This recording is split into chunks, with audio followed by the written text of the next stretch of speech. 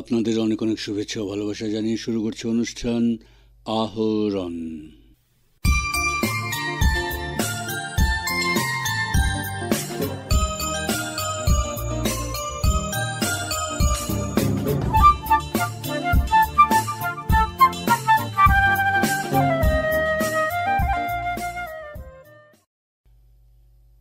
মে 25শে বৈশাখ বিশ্বকবি রবীন্দ্রনাথ ঠাকুরের 164তম জন্মজয়ন্তী। এদিন শিলচর পুরসভা, লায়ন্স ক্লাব শিলচর সেন্ট্রাল এবং আর্য সংস্কৃতি বোধনী সংস্থা তারাপুর ইন্ডিয়া ক্লাব পয়েন্টে রবীন্দ্রমূর্তির পাদদেশে আয়োজন করে একটি অনুষ্ঠানের। 25শে বৈশাখের ভোরে শহরের বিভিন্ন সাংস্কৃতিক সংস্থা, শিক্ষা প্রতিষ্ঠান রবীন্দ্রমূর্তিতে শ্রদ্ধাঞ্জলি নিবেদন করে। কৃষ্টি বিবেক বোধনী শিল্পীরা সমবেত রবীন্দ্র গানের মাধ্যমে অনুষ্ঠানের সূচনা করেন।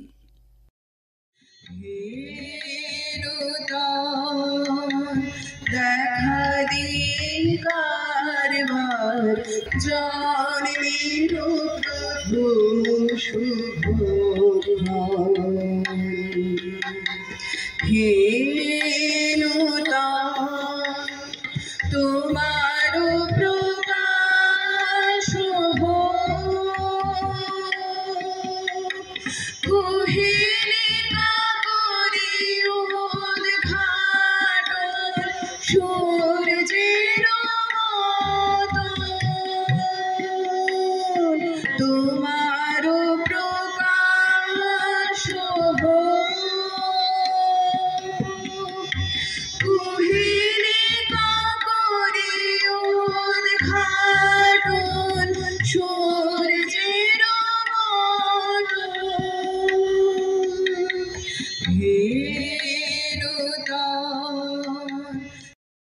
এতে বক্তব্য রাখতে গিয়ে শিলচর পৌরসভার মুখ্য কার্যনির্বাহী আধিকারিক নবক্রম শর্মা বলেন, অন্যদিনে আমি বাংলা ভাষায় নিজের বক্তব্য রাখে একটু ভালো পাই, কিন্তু আজকে আমি প্রিপেয়ার হয়ে আসিনি, তো অসমীয়াতে বলবো, আপনারা যেন ক্ষমা মাৰ্জনা কৰে। কবিগুৰু ৰবীন্দ্ৰনাথ ঠাকুৰৰ সন্দৰ্ভত আচলতে গোটেই বিশ্বব্যাপী যি তেখেতৰ চৰ্চা আৰু তেখেতৰ সাহিত্য আৰু তেখেতৰ সৃষ্টিৰ যি বিশ্বব্যাপী প্ৰভাৱ থাকে, তাক লৈ আমি সদায় গৰ্ব অনুভৱ কৰোঁ। এজন ভাৰতীয় হিচাপে আমাক গৰ্ব অনুভৱ কৰিবলৈ তেখেতে বহুতখিনি সুযোগ সুবিধা দিছে, আৰু তেখেতৰ আটাইতকৈ বিখ্যাত সৃষ্টি গীতাঞ্জলি, তাৰ মাধ্যমত তেখেতে যিহেতু নোবেল বঁটা লাভ কৰিবলৈ সক্ষম হৈছিলে, আৰু বিশ্বজনীন ভাৰতীয় সাহিত্যৰ যি বিশ্বজনীনতা তাক প্ৰমাণ কৰিবলৈও তেখেতে সক্ষম হৈছিলে। ভাৰতৰ স্বাধীনতা আন্দোলনৰ পৰা আদি কৰি কবিগুৰুৰ যি প্ৰভাৱ গোটেই ভাৰতবৰ্ষত আমাৰ আজি পৰ্যন্ত আমাৰ জাতীয় সংগীতত, ৰাষ্ট্ৰীয় সংগীতত আছে। সেইকাৰণে তেখেতৰ এই বিশাল আৰু বিৰল ব্যক্তিত্বক আমি সদায় সশ্ৰদ্ধ প্ৰণাম জনাই আহোঁ, আৰু আজি শিলচৰৰ প্ৰাংগণত আহি এই মঞ্চত আৰু ইয়াৰ প্ৰাংগণত আহি আমি তেখেতক শ্ৰদ্ধাৰ্ঘ্য নিবেদন কৰিবলৈ পাই নিজকে ধন্য মানিছোঁ। শিলচরের বিধায়ক দীপায়ন চক্রবর্তী, দার্শনিক ঔপন্যাসিক কবিগুরু রবীন্দ্রনাথ ঠাকুরের 134তম জন্মদিবস উপলক্ষে প্রথমেই কবিগুরুর চরণে আমার শতকোটি প্রণাম নিবেদন করছি। শিলচর পৌরসভা কর্তৃক আয়োজিত শিলচর লায়ন্স ক্লাব ও আর্য সংস্কৃতি বোধনী সমিতির ব্যবস্থাপনায় আজকে প্রতিবারের ন্যায় রবীন্দ্র জয়ন্তী পালিত হচ্ছে। এতক্ষণ ধরে এখানে বসে দেখছিলাম, আমরা অত্যন্ত মুগ্ধ যে অনুষ্ঠানটি আয়োজন করা হয়েছে। কচিকাঁচা শিশুরা তাদের নৃত্য পরিবেশন করেছে, শিল্পীরা গান গেয়ে শ্রদ্ধাঞ্জলি অর্পণ করেছেন। সকলের প্রতি আমি প্রথমেই আন্তরিক শ্রদ্ধা নিবেদন করছি। আমরা অত্যন্ত আনন্দিত যে একজন বাঙালি হিসাবে আমরা গৌরব বোধ করি যে কবিগুরু রবীন্দ্রনাথ ঠাকুর, যিনি একাধারে বাঙালি কবি, দার্শনিক, অনেক গানের রচয়িতা, ছোট্ট গল্পের রচয়িতা, উনি অনেক নাটক লিখেছেন। তো এত বড় বহুমুখী প্রতিভার অধিকারী একজন বাঙালি, সেটা আমাদের অত্যন্ত গর্বের। কবিগুরু শুধু বাঙালি ছিলেন না, কবিগুরুকে বিশ্বকবি বলা হয় তার জন্যই যে উনার চিন্তাধারা, উনার সাহিত্য চর্চা আজকে সমাজকে, বিশেষ করে বাঙালি সমাজকে সমৃদ্ধ করেছে। আর আমরা লক্ষ্য করেছি যে ব্রিটিশ শাসনে, এই ব্রিটিশ শাসনের সময় নাইট উপাধি উনি পেয়েছিলেন। আর সেখান থেকে ভারতবাসী আমরা শিক্ষা নিই যে দেশপ্রেম কাকে বলে। রবীন্দ্রনাথ থেকে আমরা শিক্ষা নিয়েছি। যখন প্রয়োজন হয়েছে তখন নাইট উপাধি ত্যাগ করতে এক মুহূর্ত উনি চিন্তা করেননি। জালিয়ানওয়ালাবাগের সেই বিভৎস হত্যাকাণ্ডের পর উনি নাইট উপাধিও ত্যাগ করে দেশপ্রেম জাগিয়ে দিয়েছেন। ভারতবর্ষের স্বাধীনতাতে তার একটা বলিষ্ঠ ভূমিকা ছিল। যখনই অনেক স্বাধীনতা সংগ্রামী এই ভারতবর্ষকে স্বাধীনতার জন্য তার নিজের চেষ্টায় কাজ করছিলেন, তখন গোটা ভারতবাসীকে উৎসাহ প্রকাশ করেছেন, উৎসাহ দিয়েছেন তার লেখার মাধ্যমে। এদিন শিলচর শহর তথা কাছাড় জেলায় বিভিন্ন শিক্ষা প্রতিষ্ঠান, সংস্থা, সংগঠন কবিগুরু রবীন্দ্রনাথ ঠাকুরকে শ্রদ্ধার্ঘ্য অর্পণ করে। একইভাবে বরাক উপত্যকা বঙ্গ সাহিত্য ও সংস্কৃতি সম্মেলনে শিলচর শহর আঞ্চলিক সমিতিও নানা কার্যসূচির মধ্য দিয়ে রবীন্দ্র জয়ন্তী পালন করেছে। আকাশবাণীর সঙ্গে একান্ত সাক্ষাৎকারে সমিতির সভাপতি সব্যসাচী পুরকায়স্থ বললেন, রবীন্দ্রনাথ তো আমাদের কাছে, আমাদের বিপন্নতায়, আমাদের সংকটে তিনি আমাদের আশ্রয়। আমাদের জীবনের প্রতিটি অনুভূতিতে তিনি জড়িয়ে আছেন। এই যে বিশ্বময় যে সংকট, এই সংকটময় পরিস্থিতিতেও তিনি আমাদের আশ্রয়। তার কথায়, বিপদে মরে রক্ষা করো এনহে মোর প্রার্থনা, বিপদে যেন না করি ভয়। এই তো তার বাণী। আমরা বরাক উপত্যকা বঙ্গ সাহিত্য সংস্কৃতি সম্মেলনের শিলচর শহর আঞ্চলিক সমিতি গতকাল তার 165তম জন্মদিন বিভিন্ন অনুষ্ঠানের মধ্য দিয়ে পালন করেছি। আমরা সকাল 8টায় বঙ্গভবন থেকে শোভাযাত্রা করে তারাপুর রবীন্দ্র প্রতিকৃতিতে গিয়ে আমরা তাকে শ্রদ্ধা জানিয়েছি। তাতে বিভিন্ন আমাদের এই যে মিছিল বলা যাবে না, ছোট্ট একটা বিয়ের মতো শোভাযাত্রার মতো আমরা তার গানে, তার কথায়, আবৃত্তিতে এই মিছিলে আমরা যোগ দিয়েছিলাম। তারপর আমরা রবীন্দ্র প্রতিকৃতিতে যাই, সেখানে তাকে শ্রদ্ধা নিবেদন করি। এরপর আমরা আবার বঙ্গভবনে ফিরে আসি। বঙ্গভবনে সকাল ঠিক 10টা থেকে আমরা একটা আয়োজন করেছিলাম সমবেত রবীন্দ্রসঙ্গীত প্রতিযোগিতা। তাতে শিলচর শহরের বিভিন্ন স্কুল, বিভিন্ন শিক্ষা প্রতিষ্ঠান, সাংস্কৃতিক দল অংশ নিয়েছিল। সেটা সকাল থেকে শুরু হয়েছিল। তার মধ্যে আমরা কবি প্রণাম করেছি। আমাদের সংস্থার সদস্যরা, আমাদের যারা কর্মকর্তা, আমরা বঙ্গভবনে সেই সময় আমাদের মতো করে আমরা কবি প্রণাম অনুষ্ঠান আয়োজন করেছি। এবং এই যে প্রতিযোগিতা আসলে খুব কম সময়ের মধ্যে আমরা আয়োজন করেছিলাম। কারণ আপনারা জানেন, গত নববর্ষে আমরা একটা বিরাট শোভাযাত্রার আয়োজন করেছিলাম। তারপর আমরা সময় খুব একটা পাইনি। এবং স্কুল কলেজ খোলা থাকায় যতগুলো দল আমরা আশা করেছিলাম ততটুকু আশানুরূপ দল আমরা পাইনি, তবুও যথেষ্ট সাড়া পেয়েছি। জন্মদিনে বিশ্বকবি রবীন্দ্রনাথ ঠাকুরকে শ্রদ্ধার সঙ্গে স্মরণ করল হাইলাকান্দিও। বরাক উপত্যকা বঙ্গ সাহিত্য ও সংস্কৃতি সম্মেলনে শহর আঞ্চলিক সমিতির উদ্যোগে শুক্রবার হাইলাকান্দি রবীন্দ্র ভবনে নৃত্য, গীত ও আবৃত্তিতে উদযাপিত হয় রবীন্দ্র জয়ন্তী। এই উপলক্ষে আয়োজিত আলোচনা সভায় অংশ নিয়ে অধ্যাপক নিজামুদ্দিন বলেন, আজ রবীন্দ্রনাথের 165তম জন্ম জয়ন্তী। এই উপলক্ষে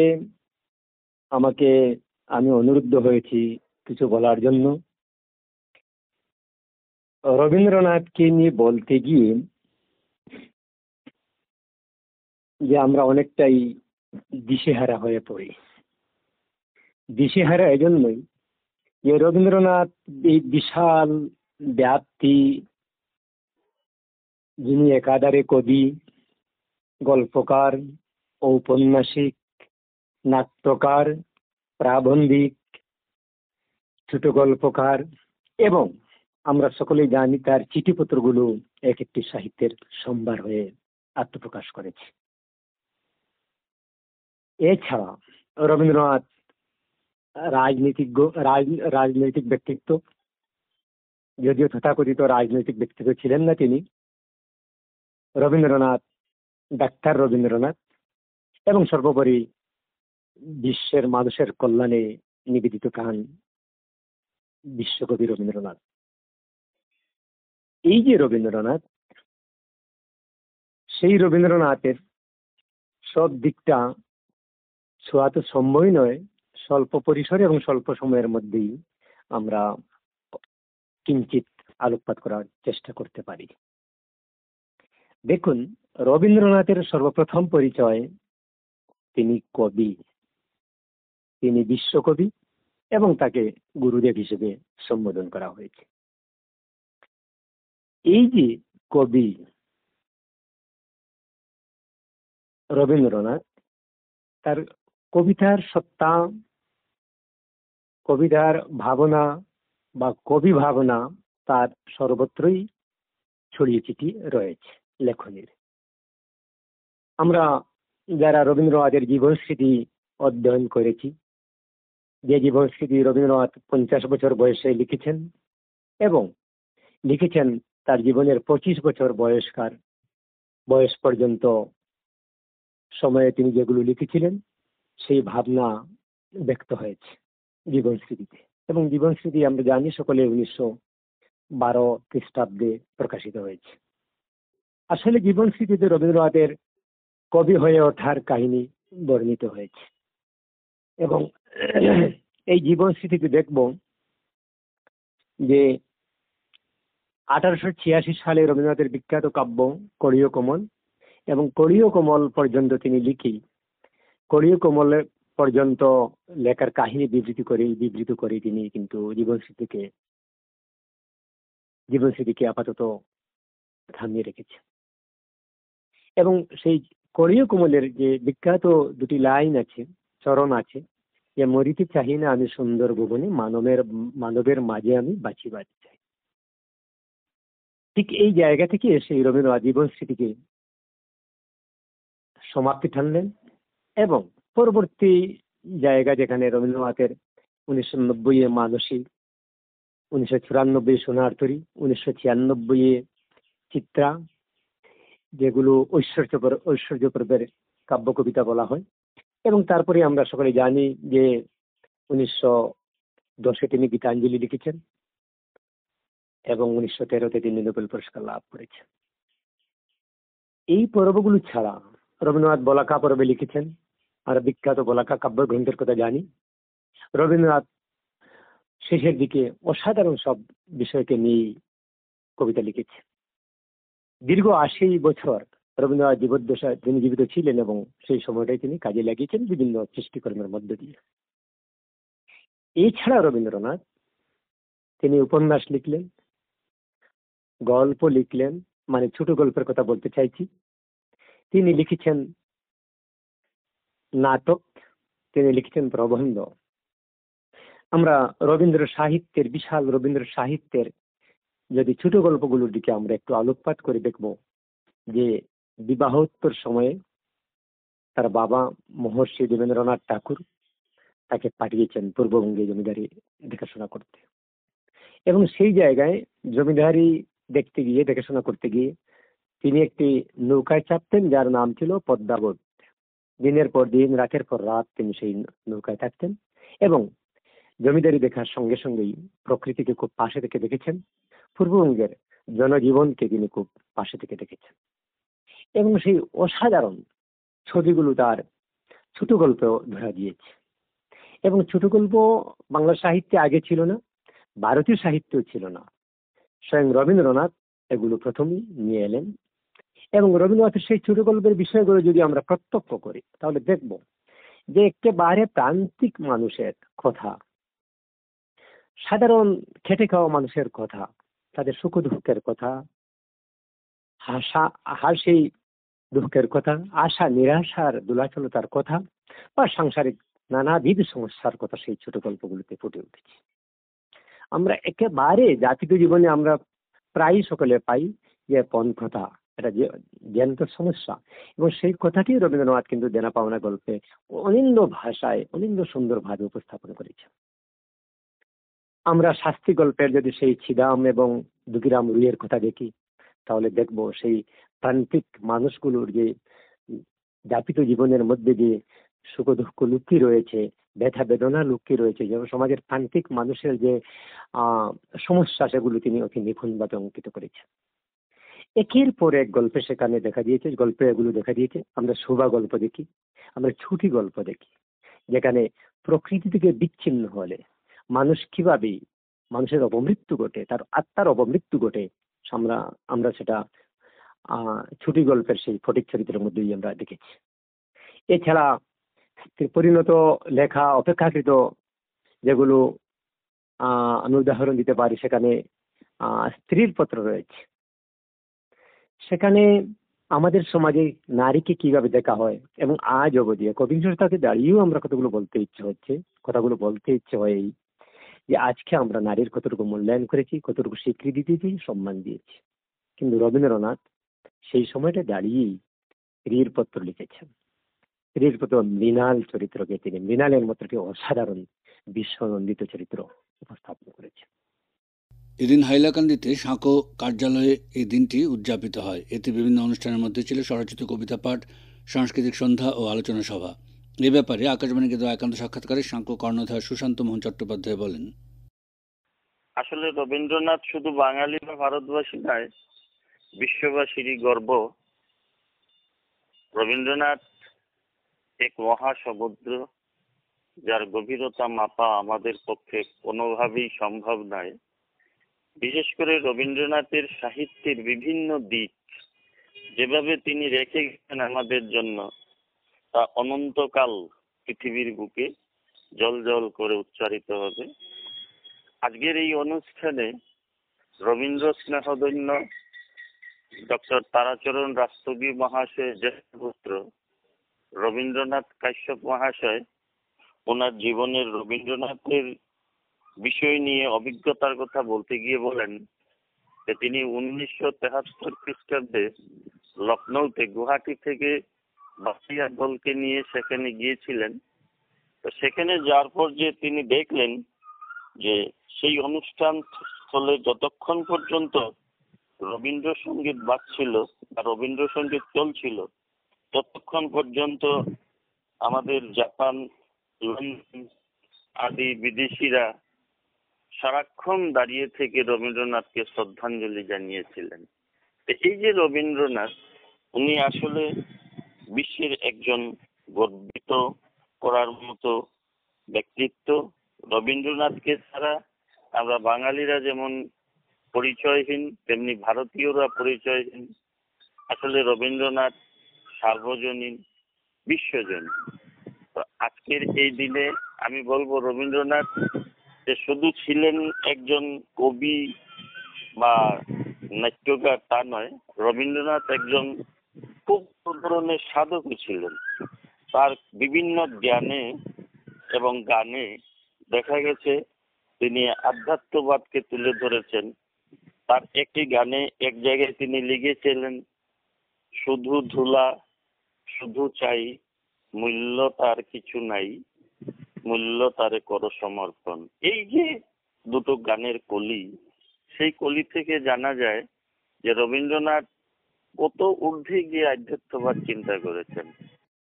এদিকে রাজ্যের অন্যান্য জেলার সঙ্গে শ্রীভূমি জেলাতেও যথাযোগ্য মর্যাদায় কবিগুরুর 164তম জন্মজয়ন্তী পালিত হল নানা কার্যসূচির মধ্য দিয়ে। এ উপলক্ষে ওই দিন সারাদিন ব্যাপী সীমান্ত শহরের বিভিন্ন স্থানে কবির প্রতি শ্রদ্ধার্ঘ্য নিবেদন করেন শহরের বিভিন্ন স্কুল, কলেজ ও সাংস্কৃতিক সামাজিক সংস্থার ব্যক্তিত্বরা। কবির জন্মদিনে শম্ভুসাগর পার্কে অবস্থিত কবির মূর্তিতে বিভিন্ন সংগঠন মাল্যদানের মধ্য দিয়ে কবির গান, আবৃত্তি, নৃত্য ও আলোচনা সভা আয়োজন করে।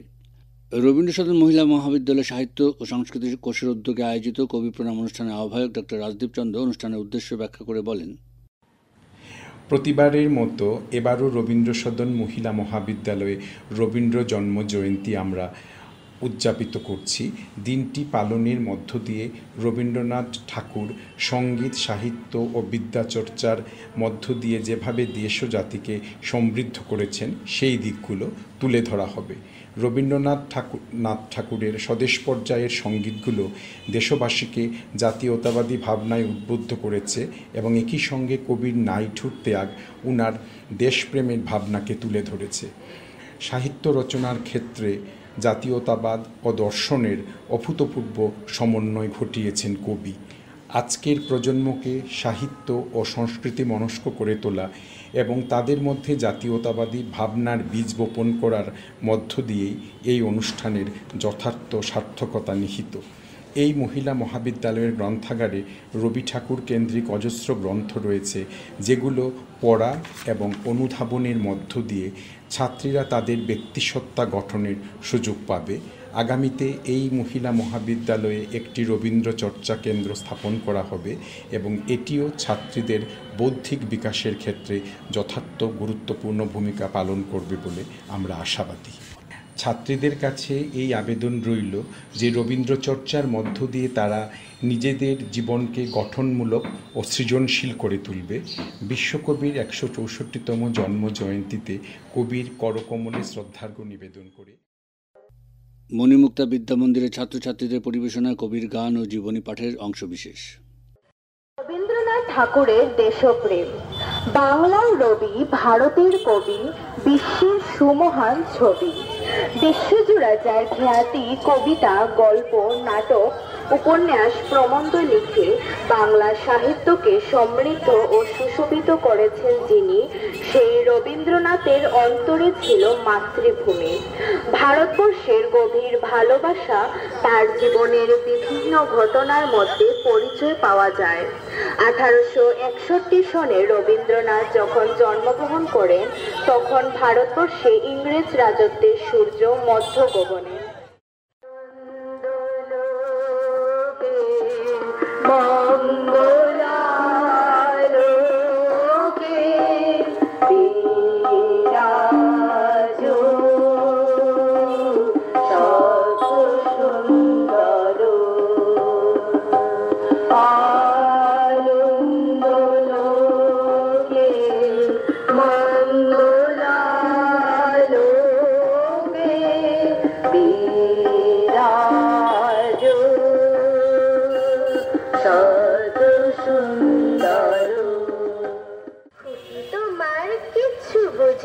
মা খুকি তোমার ভারী ছেলে মানুষ, ও ভেবেছে তারা উঠছে বুঝি। আমরা যখন উড়িয়েছিলাম মানুষ, আমি যখন খাওয়া খাওয়া খেলি, খেলার থালে সাজিয়ে নুরে। ও ভাবে বা সত্যি খেতে হবে, মুঠো করে মুখে দেয় মাপুরে। সামনেতে ওর শিশু শিক্ষা খুলে, যদি বলি খুকি পড়া করো, দুহাতে পাতা ছিঁড়তে বসে। তোমার খুকির পড়া কেমন তারো? আলোয় আলোয় এই আকাশে আমার মুক্তি, আলোয় আলোয় আমার মুক্তি। ভোলায় ভোলায় ভাসে ভাসে এই আকাশে আমার মুক্তি, আলোয় আলোয়।